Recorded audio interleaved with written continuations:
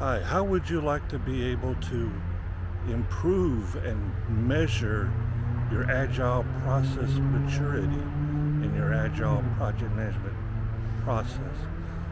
Hi, my name is Tim McDermott and I am a senior IT project manager.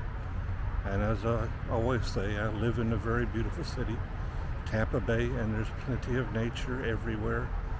I can just walk right out my front door and I'm in nature, and I like that. So I do my videos outdoors, etc., in beautiful natural spots. Today I'm in Al Lopez Park. I'm in a part of the park that's devoted to cancer survivors. There's a cancer survivor memorial right in front of me right now. That's where I'm at. It's a beautiful spot. Now we're talking about how can you measure your process maturity in your Agile practice to improve the process maturity. Now, I'm not talking about performance and if you're delivering value or not. I'm not talking about that. That's another thing.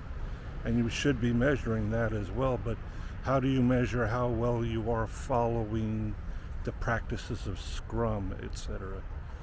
Well, I'm going to talk about two different methods. One of them, the first one, and they're both kind of survey methods. You're just surveying people, usually your development team, etc., maybe a few of your most important users or stakeholders included in it. It's just a process of surveying them to see what they think you are, how mature they think you are in your Agile practice. So one of them, the first one is called Shodan, Shodan, Adherence Survey. Again, it's a survey.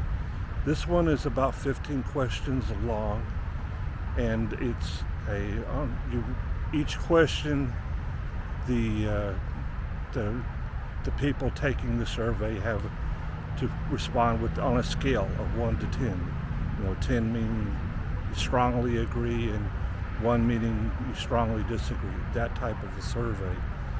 And there's about 15 questions, and each question has its own particular weight, and the weights total add up to 100%. So you take the score that they give, multiply it times the weight to get the score for that particular question. And then you can sum up all those scores for each question, and you come up with an overall value for that particular candidate on that particular survey. And that's how it's done. And there are 15 questions, and they are the same. They're constant. They're prescribed. They're part of the survey, etc. And that's one way to get a score. And like I said, you send it out to your dev team, and probably, since this is a lengthy survey, 15 questions takes a pretty good time to complete. So you wouldn't want to do this at the end of every sprint, but you might want to do it at the end of every release, assuming you have multiple sprints per release. So be careful not to do it too many times, too frequently.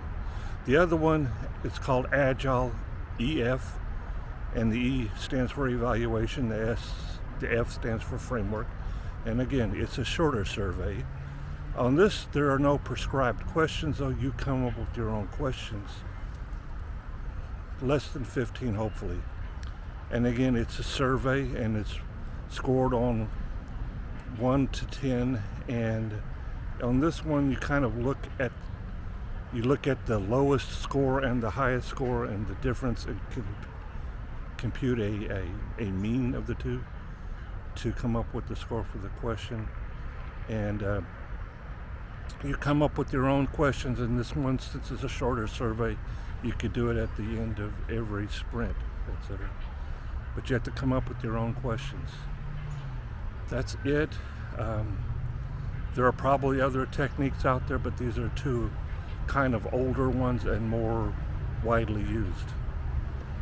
Now, going to go back to exploring the cancer survivor memorial. Very beautiful. I encourage you to get out here and take a look at it. Most people don't even know it's here, and it's right here directly behind the Buccaneer Stadium. Thank you all very much. I hope you find value in this video. If so, Click on like. If you have any questions, put them in the comments section. Otherwise, thank you all very much.